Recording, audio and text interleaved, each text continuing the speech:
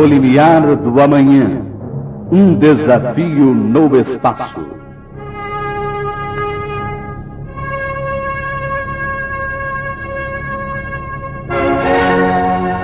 Nascer, viver, morrer, renascer ainda e progredir sempre. Essa é a lei. Há os que duvidam de tudo e os que tudo pensam saber. São muitos os que pedem provas concretas do princípio da reencarnação.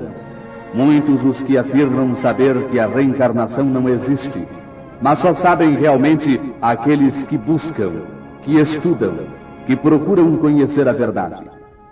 Nós vos afirmamos, amigo ouvinte, sem medo de errar, que a reencarnação é a lei da vida. Morremos para renascer. A morte não é mais do que um momento de transição. O instante fugaz em que se encerra uma existência na Terra para começar outra no plano espiritual. Os que negam a reencarnação são espíritos sistemáticos ou sectários. Os que duvidam da reencarnação o fazem porque ainda não conhecem o problema. Não se pode aprender negando, mas quem duvida tem a possibilidade de conhecer a verdade. A negação é pretensiosa, arrogante e destrutiva. Mas a dúvida sincera, bem intencionada, é construtiva, pois não podemos aceitar aquilo que não conhecemos. Mantenha a sua mente aberta, amigo ouvinte, e busque a verdade, lendo, estudando, observando, pois Jesus ensinou: quem busca, acha. Buscai e achareis, disse o Senhor. O princípio da reencarnação não foi inventado pelo Espiritismo. Existe desde a mais alta antiguidade. Jesus ensinou a Nicodemos: é preciso nascer de novo. E como Nicodemos não compreendesse o problema, Jesus lhe perguntou admirado: és mestre em Israel e não sabes estas coisas? Ainda hoje são muitos os mestres religiosos que não conhecem o problema da reencarnação. Milhões os que negam a reencarnação pelo mundo inteiro. Mas a pergunta de Jesus, inscrita nas páginas do Evangelho, atravessa os séculos, dirigida a todos os Nicodemos da Terra. Amigo ouvinte, a reencarnação é hoje problema científico e não apenas religioso. Não se deixe levar pelas negações dogmáticas dos mestres que nada sabem a respeito. Estude o assunto. Ele é de seu interesse, do interesse de todos, pois todos...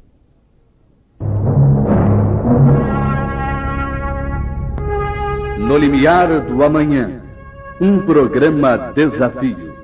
Produção do Grupo Espírita Emmanuel. Transmissão número 84, segundo ano. Direção e participação do professor Herculano Pires. Todas as semanas estamos no ar, amigo ouvinte, neste dia e neste horário, para levar a você as mensagens do amanhã. Ligue o seu receptor para a Rádio Mulher em São Paulo, 730 kHz, para a Rádio Morada do Sol em Araraquara, ou para a Rádio Difusora Platinense de Santo Antônio da Platina, Estado do Paraná. E acerte o seu passo com o mundo. Todas as semanas, neste dia e neste horário.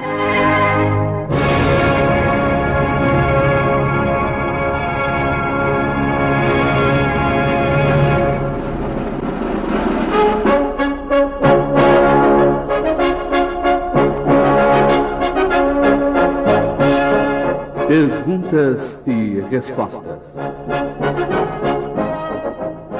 Os livros indicados nas respostas podem ser retirados gratuitamente pelo autor da pergunta no escritório da Rádio Mulher, à Rua Barão de Itapetininga, 46, 11º andar, conjunto 1111, a partir de segunda-feira no horário comercial. Leve documento de identificação. Esta é uma promoção da Rádio Mulher e das editoras espíritas Edicel, GEM, Edigraf e LAC.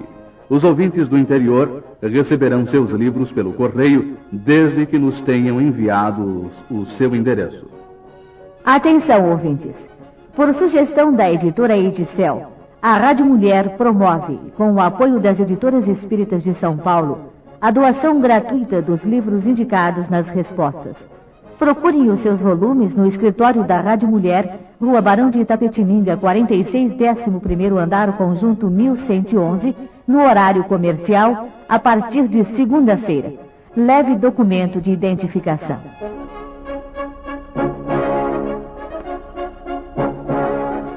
Recebemos a seguinte carta que vamos ler sem mencionar nomes e endereços, pois o assunto é melindroso e está sujeito a investigações. Fazemos isso como advertência aos incautos. Pedindo a caridade de uma explicação, ou melhor, de um esclarecimento público, sem que eu queira ofender os bons espíritos, comunico-lhe que a pessoa, cujo nome e endereço está ao lado desta, faz sessões espíritas em lugares secretos, apartamentos e residências, retirando da cabeça de doentes areia, pregos, que diz virem do cemitério, pedaço de caixões de defuntos, pedaços de sapatos e etc. É acompanhada por um homem e uma outra médium que exige de cada pessoa no mínimo 5.000. A quantia que arrecada é entregue à médium que retira as coisas da cabeça dos doentes. Eu estou desesperada por saber se isso existe mesmo ou não. O certo é que tudo isso é escondido. Nenhuma das 3 pessoas dão um endereço. Estou, como muitas outras pessoas, impressionada com o caso. Existe isso mesmo? É verdade que na Liga Espírita e na Federação também fazem isso? Se fazem, então é de Deus, não é? Por favor, esclareça pela televisão ou por jornais esse caso que está impressionando e deixando muita gente alarmada. Ela diz trabalhar nessa doutrina na Federação e na Liga. Chama-se Dona Eunice e atende aos chamados que na portaria um senhor mulato e um japonês se encarregam de transmitir às 3 pessoas. Ela sai do emprego às 7:30 da noite e vai a uma casa ou a um apartamento e os interessados, já avisados, seguem atrás de carro. Nunca diz com antecedência onde será o trabalho. É tudo de surpresa. Se isso é de Deus, me perdoe incomodá-lo, mas se é truque e tira dinheiro suado e enche de medo os outros, não é de Deus, não é? Realmente não é. Não é de Deus. Porque Deus não pode acobertar coisas desta espécie. Deus só deseja a verdade que nós procuramos através do Espiritismo.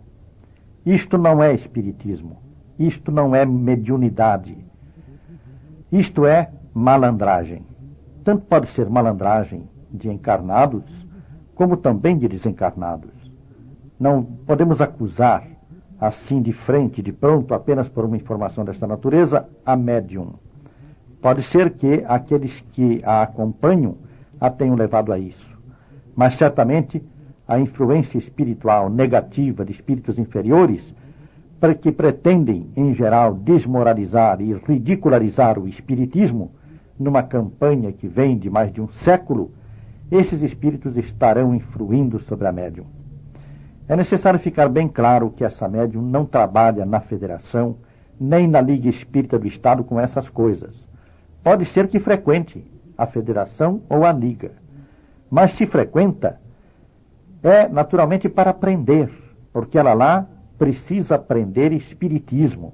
Se ela conhecesse Espiritismo, realmente não faria isso. Ninguém pode admitir também que essa médium tire essas coisas da cabeça de qualquer pessoa. Absolutamente não existe a presença de objetos dessa natureza, de materiais dessa espécie, na cabeça de ninguém. Isso é tão absurdo que à primeira vista a gente compreende que está diante de um processo de mistificação. A carta se refere a 2 pessoas, um mulato e um japonês, que na portaria do edifício recebe os pedidos e encaminha a médium. Pode dar a impressão de que falasse ali na portaria da Federação ou da Liga. Não é isso. Refere-se à portaria do prédio onde a médium trabalha. Nós não estamos querendo dar aqui o endereço. e por esse motivo ficou um pouco confuso esse trecho da carta. Fique esclarecido de maneira definitiva.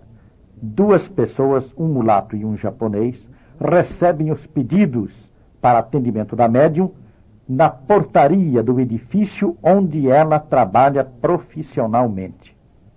Não queremos ainda divulgar esse endereço, mas vamos investigar o assunto e, uma vez comprovado, pode Dona Eunice estar certa de que daremos tudo. Seu nome completo, o endereço onde trabalha, advertindo todos os incautos para que não caiam nesse verdadeiro conto do vigário. É preciso também lembrar que já nos falaram muitas vezes de outros casos semelhantes. Há pessoas em São Paulo é hoje uma metrópole enorme, gigantesca, com uma população muito variada, muito grande, e uma população angustiada diante da vida moderna, e há aqui numerosos outros casos mais ou menos semelhantes. São médiuns flutuantes, formando equipes misteriosas, que ora trabalham num apartamento, ora numa casa, que não tem uma localização precisa, justamente porque temem as consequências dos seus atos. As pessoas que praticam o espiritismo não fazem isso. Elas trabalham num centro espírita, na Federação Espírita, na Liga Espírita, na União Espírita, em qualquer sociedade legalmente constituída e estabelecida de portas abertas ao público. Os que procedem desta maneira, fugindo à sua responsabilidade e procurando escapar àqueles que quiserem descobrir onde se realiza o trabalho, evidentemente estão a serviço de outros objetivos que não os objetivos espirituais que são visados pela doutrina espírita em toda a sua extensão. É preciso também lembrar que a mediunidade não se processa desta maneira ridícula. Como tirar areia da cabeça de um indivíduo, pregos, pedaço de caixão de defunto, pedaço de sapatos? Isto tudo mostra a mixórdia que se realiza em nome do espiritismo por aquelas pessoas que, desprevenidas ou desconhecedoras da doutrina, se entregam ao exercício da mediunidade. É por isso que temos insistido sempre neste programa no tocante à necessidade de estudo, de preparação mediúnica, para que as pessoas se entreguem ao exercício da mediunidade e para que se dediquem ao espiritismo. Não basta ter entusiasmo, ter interesse pelo problema espírita. É preciso mais do que isso. É preciso estudar, aprender, conhecer, saber com o que está lidando e, principalmente, tomar cautela, porque muitas influências negativas podem agir sobre as pessoas que se dedicam a estes problemas. No tocante ao espiritismo, Kardec sempre acentuou: é preciso encontrarmos nos médiuns e nas pessoas que em geral o praticam, sejam médiuns ou não, é preciso encontrar neles o mais absoluto desinteresse. Qualquer interesse pessoal, particular ou financeiro, o que é pior, qualquer interesse desta espécie já é um elemento de suspeita contra a pessoa que está se apresentando como espírita. O espírita verdadeiro não mistura a sua convicção espiritual com os seus interesses materiais ou pessoais, profissionais e assim por diante. Todo espírita verdadeiro sabe que tem de dedicar-se abnegadamente à prática da doutrina. A senhora pode estar certa de que nada disto vem de Deus. Estas coisas nós não podemos dizer que vêm do diabo, porque o diabo, na verdade, não existe. O que existem são espíritos inferiores, mistificadores e em geral, muito sofredores. Espíritos estes que se entregam a práticas desta natureza para, como já dissemos, ridicularizar o movimento espírita e a doutrina espírita, achincalhar perante o público e a opinião pública a prática da mediunidade. A mediunidade, por sua vez, não tem nada a ver com isto. A mediunidade é uma faculdade humana natural. Ora, as faculdades humanas naturais estão sujeitas ao uso que, graças ao livre-arbítrio, qualquer um de nós pode fazer delas. A inteligência, por exemplo, é uma faculdade humana natural. Nós todos possuímos inteligência. Há os que empregam a inteligência no sentido do bem, com honestidade, seguindo uma linha reta de conduta para auxiliar o próximo, para fazer da inteligência uma ajuda a todos aqueles que deles se aproximam. Mas há também aqueles que empregam a inteligência no sentido do mal, que se desviam do caminho reto, que se aproveitam da inteligência para trapacear, para iludir, para enganar o próximo. Nós não podemos, evidentemente, condenar a inteligência por isso. Assim não podemos condenar a mediunidade em virtude daqueles que a deturpam. Devemos, isto sim, condenar as deturpações, condenar aqueles que se entregam por vaidade, por interesse, por falta de responsabilidade a essas práticas negativas.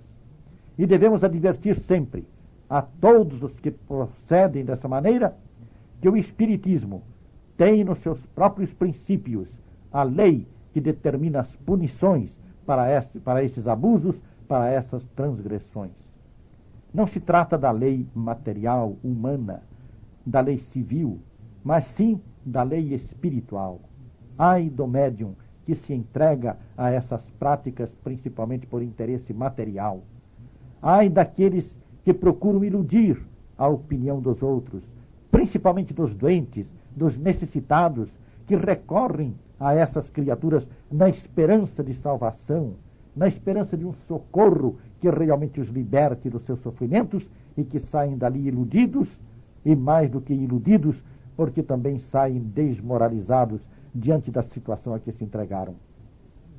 Pensar que nós podemos tirar esses materiais, esses objetos da cabeça de uma criatura humana é não conhecer absolutamente o problema da desmistificação e da cura da obsessão.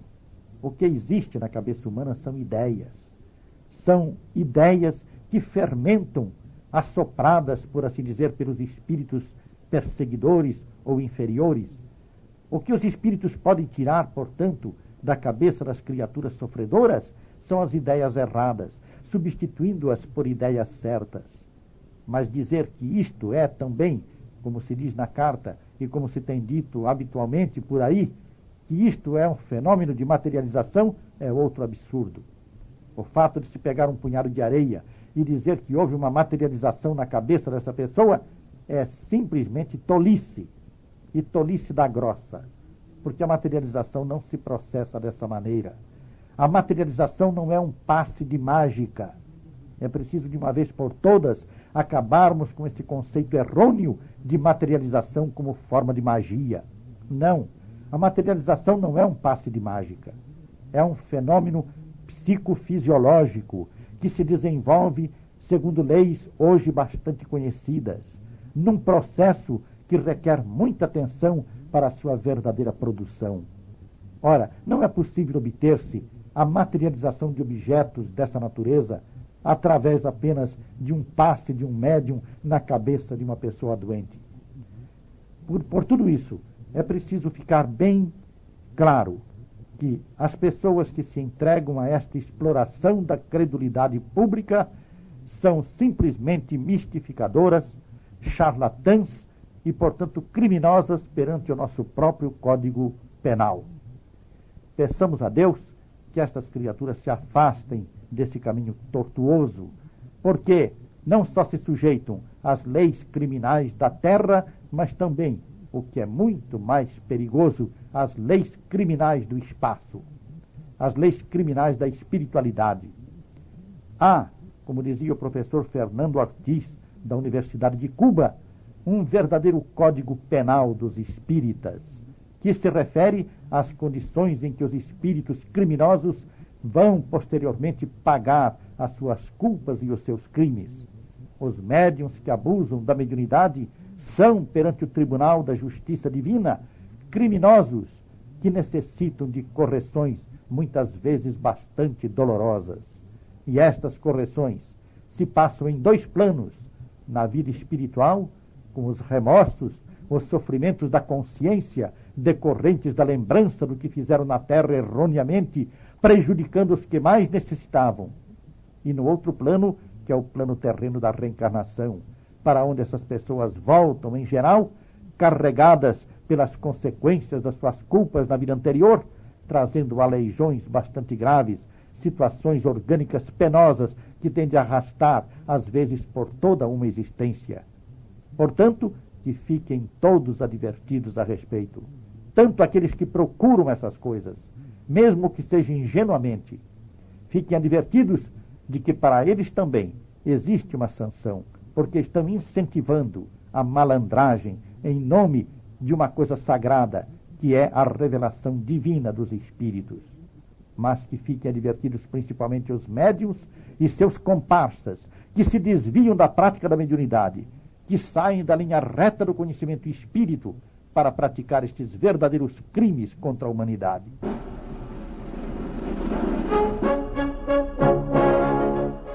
Você tem dúvida sobre espiritismo? Você tem problemas mediúnicos em casa ou com você mesmo? Mande suas perguntas por carta ao programa No Limiar do Amanhã, Rua Granja Julieta, 205, em São Paulo. Não faça relatório, faça perguntas. Se quiser, pode fazer suas perguntas pelo telefone durante a semana, no horário comercial, discando 269-4377. 269-4377 ou 269-6130. 269-6130. E ouça as respostas por esta emissora em São Paulo, 730 kHz, ou pela Rádio Morada do Sol em Araraquara, ou ainda pela Radiodifusora Platinense de Santo Antônio da Platina, Estado do Paraná.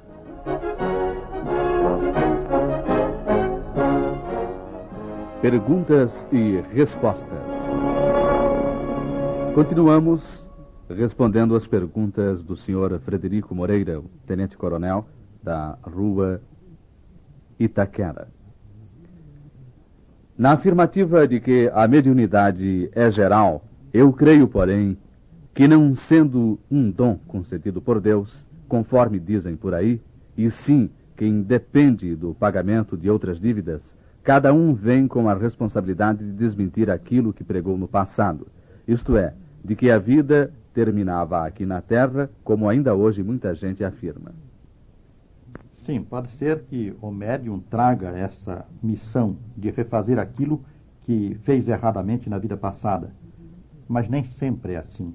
Não podemos generalizar esse conceito. A mediunidade não é um dom de Deus no sentido considerado pelas religiões, porque, se fosse assim, seria um privilégio concedido a este ou aquele. A mediunidade, na verdade, é uma faculdade humana natural. Nós todos a possuímos. Mas a missão mediúnica, esta sim, é um dom de Deus, porque é uma concessão que é feita pelos planos espirituais superiores à criatura que necessita de refazer o seu passado na Terra, praticando o bem e ajudando os outros através da mediunidade. E quando o mestre disse, se não fizerdes pequeno como este menino, eu afirmo que não referiu-se absolutamente ao espírito que ali se encontrava, e sim ao tamanho físico do corpo em que o espírito se encontrava naquele momento. Esta afirmação é puramente pessoal do senhor. Naturalmente o senhor tem o direito de ter também as suas interpretações particulares. Mas, já dizia o apóstolo, que nenhum trecho das Escrituras é de interpretação particular. As Escrituras se dirigem a todos, ao mundo inteiro, e, consequentemente, é preciso admitirmos que as interpretações mais certas são aquelas que abrangem a totalidade das pessoas. E, nesse sentido, a interpretação espírita desta passagem não é absolutamente restrita ao corpo físico, ao tamanho, à pequenez do indivíduo que estava ali representado na infância diante de Jesus, mas sim referente ao espírito das pessoas. Os pequeninos são os espíritos que ainda não amadureceram. A infância humana, a infância corporal, servia, pois, apenas de exemplo para mostrar o que se passa na infância psíquica ou espiritual das criaturas. Eu afirmo também que o espírito reencarnado sabe perfeitamente tudo quanto sabia anteriormente, que é unicamente o organismo que dificulta ou favorece a sua manifestação em toda a sua plenitude, em qualquer ramo da atividade humana, no plano onde ele estiver transitando, em sua caminhada evolutiva. Quanto a isto, não temos dúvida nenhuma, é um princípio básico do Espiritismo. Aproveitando esta oportunidade para declarar que não aceito nenhuma prece ou aglomerado de palavras padronizadas e nem mesmo o Pai Nosso, que nos foi legado pelo próprio Cristo, para resolver todos os nossos casos. Acho que a prece deve ser um pedido natural, de acordo com o motivo e a necessidade no momento do pedido. O próprio Cristo, muito embora tenha ensinado essa prece, o Pai Nosso, aos alunos, jamais a utilizou nos momentos em que prestava o seu socorro aos necessitados. Fazendo outras, entretanto, na casa de Pedro, para curar a sua sogra, na casa de Jairo, para curar ou ressuscitar a menina Talita, sua filha, na porta do túmulo, para ressuscitar Lázaro, na estrada, para ressuscitar o filho da viúva de Naim, no monte, onde fez como que se materializassem Moisés e Elias, e em vários outros lugares, inclusive quando, nas imediações do Monte das Oliveiras, orava dizendo: Pai, se é possível, passe de mim esse cálice, todavia seja feita a vossa vontade e não a minha. Por onde se vê claramente que o mestre jamais se utilizou da prece Pai Nosso para todos os seus trabalhos de caridade quando orava ou fazia ao Pai as suas rogativas. A sua afirmação neste sentido é temerária. Nós não podemos dizer que jamais Jesus pronunciou a prece do Pai Nosso. Para começar, ele a pronunciou ensinando-a aos apóstolos. Acontece que no Evangelho não constam todos os momentos em que Jesus orava, nem podiam constar esses momentos. Os próprios apóstolos acentuaram, e nós vemos nos evangelistas esta anotação, de que nem tudo quanto Jesus fez podia ser contado no Evangelho. O Evangelho é um resumo daquilo que Jesus ensinou e fez aqui na Terra, procurando dar-nos uma orientação. Não é uma biografia completa de Jesus. Entretanto, dizer que as preces, formuladas assim por escrito, conhecidas e muitas vezes decoradas para ser pronunciadas, não têm valor, também é absurdo. E é absurdo pelo seguinte, porque tanto Jesus ensinou a prece, como muitos outros mestres espirituais também fizeram isso, levando em conta que nem todas as pessoas têm a facilidade necessária para pronunciar preces espontâneas. Nós verificamos mesmo que diversas pessoas têm dificuldade em formular preces, e é necessário que tenham um modelo, que sigam este modelo decorando-o, para poderem ali, através das palavras já formuladas e estruturadas num texto, conseguirem exprimir as suas emoções, os seus sentimentos, os seus desejos, as suas aspirações. E é neste sentido que a prece do Pai Nosso se tornou universal, porque Jesus conseguiu sintetizar nela, de maneira profundamente expressiva, as aspirações básicas, as necessidades fundamentais do espírito humano em seu trânsito pelo planeta. A prece do Pai Nosso é mesmo, sem dúvida, aquela que mais apropriadamente nos leva a nos dirigirmos a Deus. Através dela, nós conseguimos colocar perante o Pai Supremo os nossos problemas mais essenciais e exigentes da nossa atual caminhada terrena. Lembremos-nos de que o próprio Kardec teve a necessidade de escrever um livro de preces, mas advertiu de que não fazia aquilo para que as preces fossem repetidas mecanicamente, segundo ele ensinou, e sim, pensadamente e sentidamente, através da razão e do sentimento, e que fazia aqueles modelos de prece, levando em consideração a necessidade que muitas pessoas seguem de ter um modelo para poderem exprimir os seus sentimentos na hora da prece.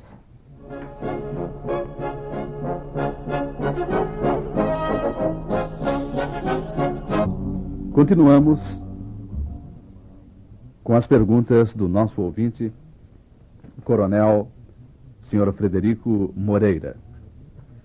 Finalizando, ele diz: se os prezados irmãos classificam Ramatiz como sendo um pseudo-sábio, por que não julgam da mesma maneira o espírito que orientava Kardec e dava o nome de Espírito da Verdade, e que aceitamos tudo até hoje?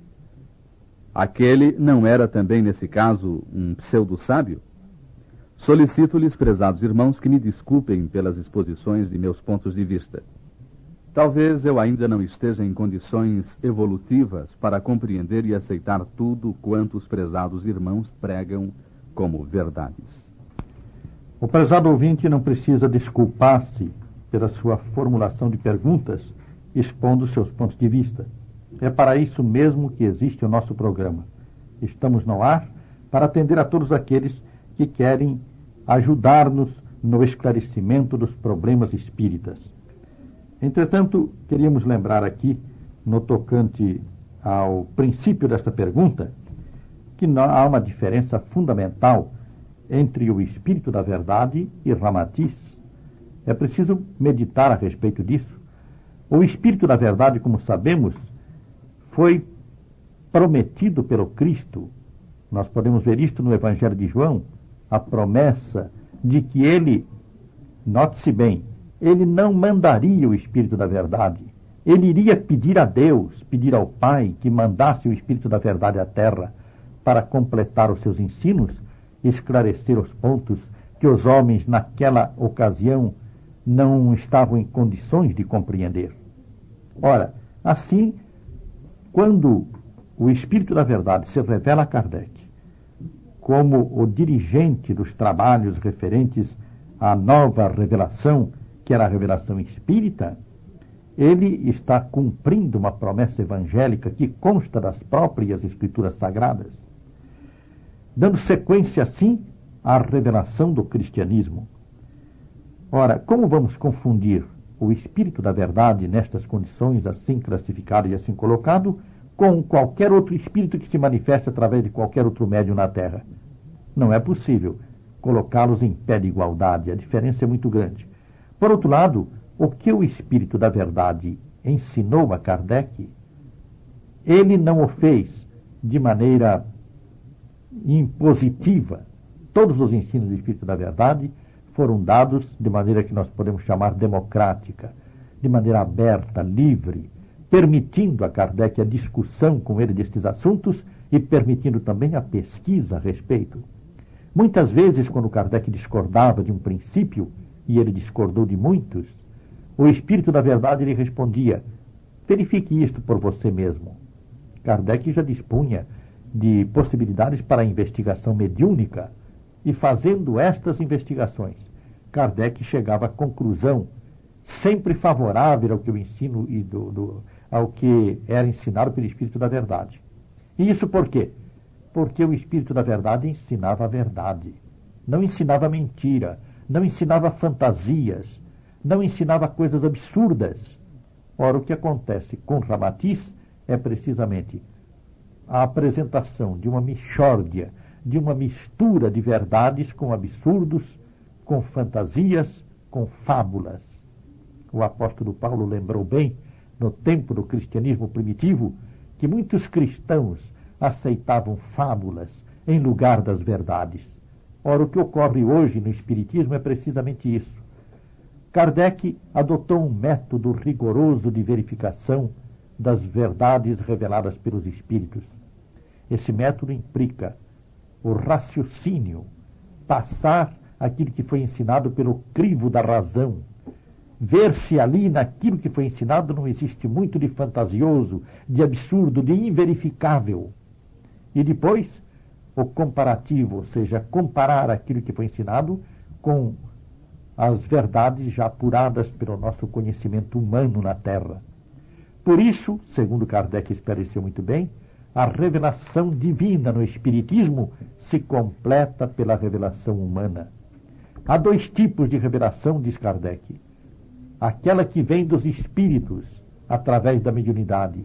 Aquela que surge da terra, através dos homens, nas investigações da ciência, da filosofia e mesmo no campo da teologia e da religião. Assim, é preciso conjugar as duas para obtermos o meio termo, o equilíbrio necessário ao nosso comportamento dentro daquelas verdades que nos são relativamente acessíveis em nosso momento de vida terrena. Ora, o que espíritos como Ramatiz e outros imaginosos que derramam através de livros e de páginas incessantes psicografadas por médiuns exclusivos, médiuns que funcionam apenas em função deles. O que esses espíritos fazem não é absolutamente oferecer-nos elementos para a observação racional e a verificação científica, mas sim, eles nos oferecem incessantemente fábulas, ilusões, possibilidades ilusórias que a maioria das pessoas aceitam de olhos fechados sem examinar. Dessa maneira, não podemos aceitar absolutamente, de forma alguma, a sua comparação entre o Espírito da Verdade, que nos trouxe a revelação do Espiritismo, e um espírito pseudo-sábio, bem classificado na própria ordem dos espíritos que encontramos no Livro dos Espíritos, bem classificado ali como pseudo-sábio. É bom o senhor consultar esse livro, verificar o que Kardec diz a respeito dos pseudo-sábios. E também é bom levar em conta o seguinte: nós não aceitamos Kardec por ser Kardec. Não aceitamos Kardec por ser um homem que se apresentou como codificador da doutrina. Nós aceitamos Kardec porque tudo quanto se verificou com ele na sua recepção das mensagens espíritas confirma a profecia da vinda do Espírito da Verdade. E também porque Kardec se apresentou com a sinceridade de um homem desprovido da pretensão de ser um novo místico, fundador de religião ou coisa semelhante. Ele se apresentou com toda a compostura de um cientista, de um investigador, de um homem de razão, chamando sempre a atenção de todos os seus leitores para a necessidade de usarmos a razão que Deus nos deu, a fim de não nos iludirmos com tolices e fábulas que surgem no campo espiritual. A matéria do espírito, se podemos dizer assim de maneira quase contraditória, a matéria intelectual, a matéria de estudo, de ensino que os espíritos nos fornecem, é uma matéria bastante melindrosa, que exige muita atenção no seu trato. Kardec estabeleceu um método rigoroso que durante mais de 100 anos já provou a sua eficácia. Em Ramatiz não temos nada disso. Em Ramatiz temos apenas as afirmações ilusórias, enganosas, imaginosas, que ele mistura com verdades conhecidas, tiradas de livros, aliás, já bastante conhecidos, para semear no meio espírita com a finalidade evidente de ridicularizar a nossa doutrina. Professor, a dona Maria Carlota, da Rua da Moca, está lendo o livro Eram os Deuses Astronautas. E um trecho do livro diz: o homem procura com muitas ilusões na possibilidade de vida do espírito e da alma. Portanto, a ouvinte gostaria de saber qual a diferença entre espírito e alma. No espiritismo, a alma é o espírito encarnado. É curioso este princípio espírita e, logicamente, bem elaborado. O espírito é que anima o corpo. A palavra alma vem do latim anima, quer dizer aquilo que anima. Justamente por isso o espírito, quando encarnado, é a alma do homem. Quando o espírito se desencarna, ele volta à sua condição independente de espírito, porque não está mais animando um corpo. Então chegamos a uma conclusão bastante curiosa no espiritismo, que é a seguinte: em geral, os adversários da doutrina nos acusam de lidar com almas do outro mundo. Pois bem, fiquem eles sabendo que no espiritismo não existem almas do outro mundo. A alma é apenas o espírito quando encarnado. No tocante ao livro Eram os Deuses Astronautas, não se trata de uma obra espírita. Não sei qual é o conceito que o autor tem de alma e de espírito. Entretanto, aconselho a senhora a leitura de O Livro dos Espíritos de Allan Kardec, onde a senhora encontrará este problema da alma e do espírito suficientemente explicado. Este livro, de acordo com o que acabamos de estabelecer no programa No Limiar do Amanhã, a senhora poderá retirar gratuitamente no escritório desta emissora na cidade, de acordo com as anotações que estamos constantemente dando neste programa. Os livros indicados nas respostas podem ser retirados gratuitamente pelo autor da pergunta no escritório da Rádio Mulher, à Rua Barão de Itapetininga, 46, 11º andar, conjunto 1111, a partir de segunda-feira, no horário comercial. Leve documento de identificação. Esta é uma promoção da Rádio Mulher e das emissoras das editoras espíritas, Edicel, GEM, Edigraf e LAC. Os ouvintes do interior receberão seus livros pelo correio, desde que nos tenham enviado o seu endereço. Professor, o ouvinte João Olavo de Donado, residente à rua Marquês de Itu, faz as seguintes perguntas.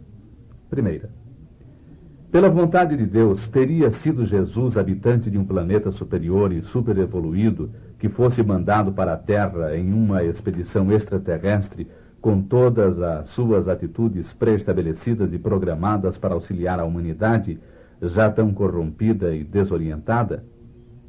De acordo com a doutrina espírita, Jesus é um espírito superior, muito superior à nossa humanidade. Portanto, antes da nossa humanidade começar na Terra a sua evolução, Jesus já era um espírito bastante elevado. E foi a ele que Deus confiou, de acordo com as informações que nos chegam dos planos espirituais, a própria formação do nosso planeta. A ele que Deus confiou a orientação espiritual da humanidade terrena. Jesus, naturalmente, evoluiu em outros mundos, porque são inumeráveis os mundos semeados pelo infinito em que a humanidade, que não é terrena, mas cósmica, se desenvolve. Jesus disse na Bíblia que no final dos tempos, ou seja, em 1999, sinais estranhos ao homem aparecerão no céu de todo o mundo. Seriam os discos voadores? Jesus não precisou nenhuma data para isto. Jesus apenas referiu-se ao final dos tempos num sentido alegórico. Não quer dizer absolutamente que nós, em 1999, estejamos no final dos tempos. Estamos apenas no fim de um ciclo da evolução terrena, mas este ciclo não pode ser também marcado com uma data precisa, pois os ciclos evolutivos muitas vezes se prolongam por séculos até que cheguem à sua conclusão. Podem entidades que chegaram aqui na Terra num estágio superevoluído encarnarem em uma civilização extraterrestre superevoluído? Sim, este é um princípio do Espiritismo. As criaturas que obtêm na Terra a evolução necessária para superarem o nível evolutivo da humanidade terrena estão em condições de passar para mundos superiores. Pode uma entidade superevoluída encarnar na Terra como um castigo? Esta expressão superevoluída está um pouco fora do Espiritismo, porque nós não podemos falar em superevoluídos, uma vez que a nossa evolução terrena é condicionada, naturalmente, pelas nossas próprias situações aqui na vida terrena, que são sempre relativas e não absolutas. Nós devemos considerar que as criaturas podem ser entidades evoluídas, altamente evoluídas. Uma entidade altamente evoluída pode reencarnar na Terra, não como castigo, evidentemente, porque a sua própria evolução atesta que ela já superou as condições de provação a que temos de nos submeter aqui, mas pode reencarnar-se como missionária para realizar um trabalho de abnegação em favor da humanidade. Nós temos numerosos exemplos históricos de encarnações maravilhosas que se deram aqui, de espíritos elevados, com a finalidade de auxiliar a evolução da Terra. Entre elas, naturalmente, podemos destacar a evolução elevada por excelência, aquela que nos apresenta o cume da evolução, porque nos mostra o modelo que o homem pode seguir, segundo diz o Livro dos Espíritos, e que é a encarnação de Jesus Cristo. Professor, o ouvinte José Alves da Rocha, da rua Lopes de Oliveira, volta a nos escrever, pois em programa anterior o senhor disse que não mais se lembrava do seu pedido. Diz o ouvinte que quer uma orientação para a sua vida, pois desde que começou a compreendê-la, tem encontrado muitos espinhos em seu caminho. Compara com a natureza. O dia amanhece muito claro e o sol brilhando, e depois surge um nevoeiro e cobre a luz, ficando tudo escuro. Conta o senhor José, que é comerciante nesta praça há mais de 20 anos. Tem épocas que tudo vai muito bem. Não demora muito, vira tudo ao contrário e ele passa muitos desgostos e desilusões. Diz ter muita fé em Deus e no Divino Espírito Santo, por isto tem tido coragem para enfrentar estas temporadas. Eu queria dizer ao prezado ouvinte que a nossa vida é assim mesmo. A vida de todos nós é cheia de vicissitudes. Ninguém veio ao mundo para viver uma vida paradisíaca, uma vida celeste. Nós aqui vivemos uma vida terrena, cheia de dificuldades, de altos e baixos, de tropeços. Não precisa, portanto, o prezado ouvinte levar isto em conta apenas da sua situação pessoal. A grande maioria da humanidade vive assim. E, no sentido geral, podemos dizer que todas as criaturas humanas, mesmo aquelas que dispõem de grandes recursos, mesmo aquelas que são consideradas os felizardos do mundo, eles são felizardos na aparência, mas na realidade estão enfrentando sempre problemas difíceis, tropeçando aqui e ali e escorregando de vez em quando, sendo enfim apanhados em armadilhas quando menos esperam, em dificuldades que amargam a sua existência. Nós todos, portanto, estamos sujeitos a isto. Este é um mundo de provas e expiações. Sujeitamos-nos às provas que desenvolvem o nosso espírito e às expiações que correspondem ao que geralmente chamamos de pagamento de dívidas anteriores. A estas coisas nós não podemos escapar, porque a natureza do mundo em que vivemos, a Terra, é precisamente essa, um mundo de provas e expiações. Entretanto, o senhor não tem do que se queixar tanto. Vemos aqui pela sua própria resposta que o senhor há 20 anos vem trabalhando, lutando, mas está mantendo a sua vida, equilibrando os seus negócios. Há os momentos de crise, os momentos de decadência, mas depois há novamente a ressurreição. O sol surge de novo e brilha de novo em sua vida. O senhor é um homem que deve, portanto, encarar com otimismo a sua existência. Vá pagando as suas dívidas. Vá, naturalmente, vencendo as suas provas. E, desta maneira, o senhor realiza uma vida proveitosa. O senhor aproveita realmente a sua encarnação terrena, preparando um futuro melhor, que virá forçosamente no amanhã. Tenha confiança em Deus. Ore, trabalhe, confie e espere. Mas também leia o Evangelho segundo o Espiritismo. Leia este livro, que o senhor encontrará nele muitas forças para lhe ajudarem na sua caminhada terrena e muitos esclarecimentos no tocante aos problemas que o preocupam. Esteja certo de que este livro de Allan Kardec lhe dará uma boa ajuda na sua vida atual. E o senhor pode, de acordo com o nosso programa, retirar este livro gratuitamente no escritório desta emissora. O senhor, naturalmente, ouvindo o programa, já deve ter obtido a informação do endereço exato para isso.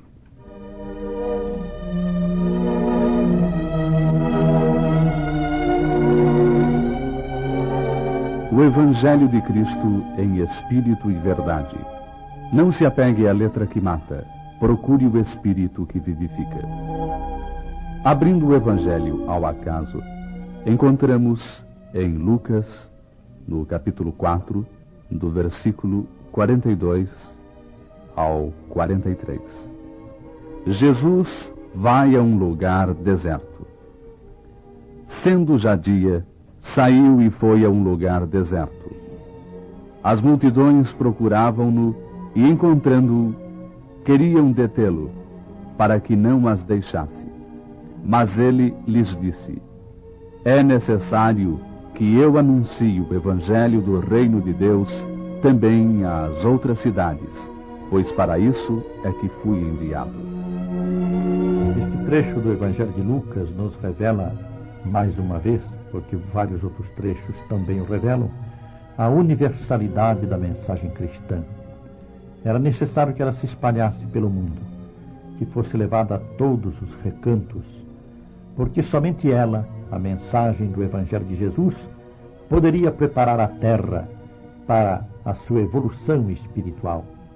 A humanidade terrena, ainda tão apegada às coisas materiais, ainda tão primitiva, ligada à crosta do planeta, Essa humanidade necessitava do grande impulso evolutivo que só o Evangelho de Jesus, na verdade, lhe deu. E nós sabemos que, historicamente, isto se confirmou. Desde que o Evangelho foi pregado e conseguiu realmente atingir numerosas cidades, países, espalhando-se pelo mundo, desde que isto aconteceu, as modificações que se processaram na conduta humana, na vida humana, na mente humana, na alma humana, foram as mais profundas. O Evangelho renovou o mundo. Esta é a verdade. Enquanto nós encontramos em todas as demais religiões do passado e mesmo nas religiões do presente uma tentativa de transformação do homem que se reduz apenas a alguns elementos e se fixe em determinados pontos da Terra, o Evangelho de Jesus, na sua irradiação, conseguiu modificar a mentalidade planetária. Muita gente diz assim, mas o cristianismo hoje se reduz apenas a algumas áreas da Terra. O cristianismo não cobre todo o mundo. Existem as outras religiões, grandes religiões, em países e em áreas bastante vastas, que não são cristãs. Como então aceitarmos que o cristianismo modificou o mundo todo? É fácil de se verificar isso. Basta olharmos para essas regiões, principalmente do Oriente, onde se estendem as grandes áreas que não são propriamente cristãs, e vermos a influência que o cristianismo ali exerceu. O cristianismo criou um novo modo de vida, uma nova concepção da vida, de Deus, do mundo e do homem. Ora, este novo modo de vida, esta civilização que nasceu do cristianismo e que é chamada civilização cristã, está hoje sendo copiada por toda parte. Em toda parte, a sua influência é indiscutível. A transformação do mundo se realizou, portanto, na linha do pensamento cristão. Quando nós vemos na Índia, por exemplo, o Mahatma Gandhi, que não era um cristão, entretanto, declarar que toda a sua doutrina viera do Evangelho de Jesus e particularmente do Sermão da Montanha. E quando vemos os reflexos que o pensamento de Gandhi teve em todo o Oriente, nós podemos ter um exemplo bem orientador e esclarecedor do poder do cristianismo na transformação da terra, na modificação do homem terreno. A palavra de Jesus, portanto, não podia ficar circunscrita a apenas uma cidade. Ela tinha de ser levada, como realmente foi, para outras cidades, para outros povos, para o mundo inteiro. É justo que lembremos, neste momento, ao comentar esse trecho, a figura inovidável do apóstolo Paulo. Foi ele, como sabemos, o grande divulgador do cristianismo além das fronteiras da Palestina. Foi ele quem rasgou as fronteiras do mundo para levar a palavra cristã a todas as terras, a todos os gentios, como eram chamados os povos não judeus daquela época. Ora, este exemplo de Paulo é hoje seguido por todos aqueles que procuram, através do Espiritismo, completar a revelação cristã. E quando falamos completar a revelação cristã, não nos atemos a um pensamento nosso pessoal, nem a um pensamento espírita, mas sim ao pensamento do próprio Cristo, quando disse que muitas coisas ainda tinha para ensinar aos homens, que eles não poderiam aprender porque não estavam em condições de compreendê-las, mas que ele enviaria à terra, pedindo a Deus que o fizesse, que o enviasse, o Espírito da verdade, para esclarecer esses pontos e orientar os homens no sentido mais profundo da verdadeira substância do seu Evangelho.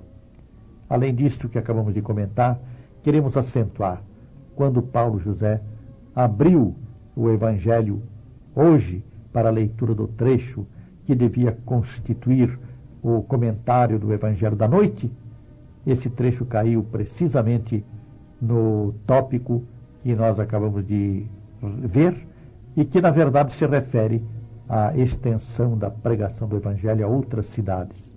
Isto teve uma coincidência que para nós foi muito significativa, pois justamente hoje, este programa que aqui estamos apresentando rompeu as fronteiras do estado de São Paulo para iniciar um ciclo de divulgação através da radiodifusora platinense de Santo Antônio da Platina, no estado do Paraná. Toda a zona, portanto, abrangida por esta emissora no estado do Paraná, vai receber a palavra do Espiritismo através do programa No Limiar do Amanhã. E assim cumprimos, apesar da nossa pequenez diante da grandeza da figura do Cristo, cumprimos também, dentro da nossa tarefa na Terra, cumprimos através deste programa, nós todos que nele militamos, o dever de levar a palavra de esclarecimento também a outras cidades.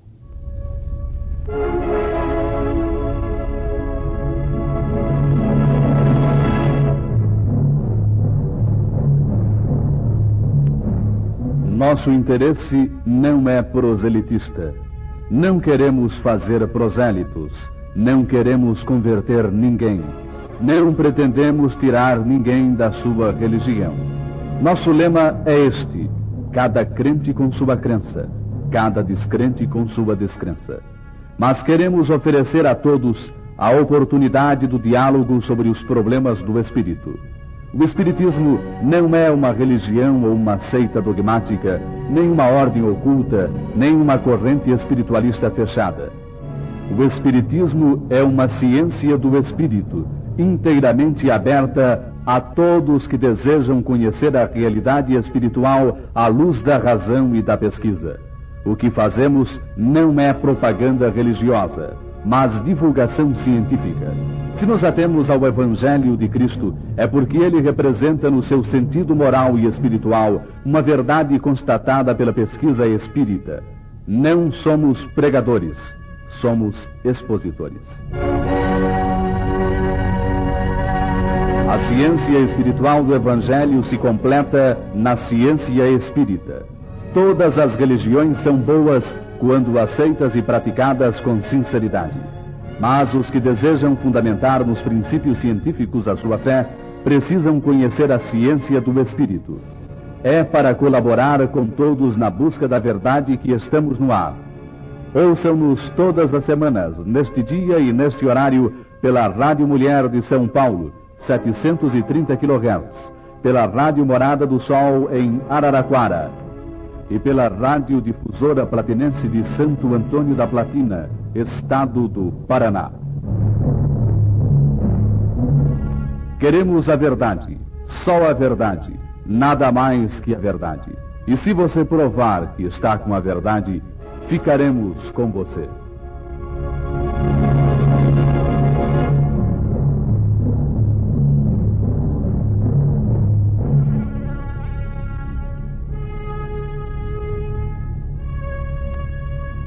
No Limiar do Amanhã.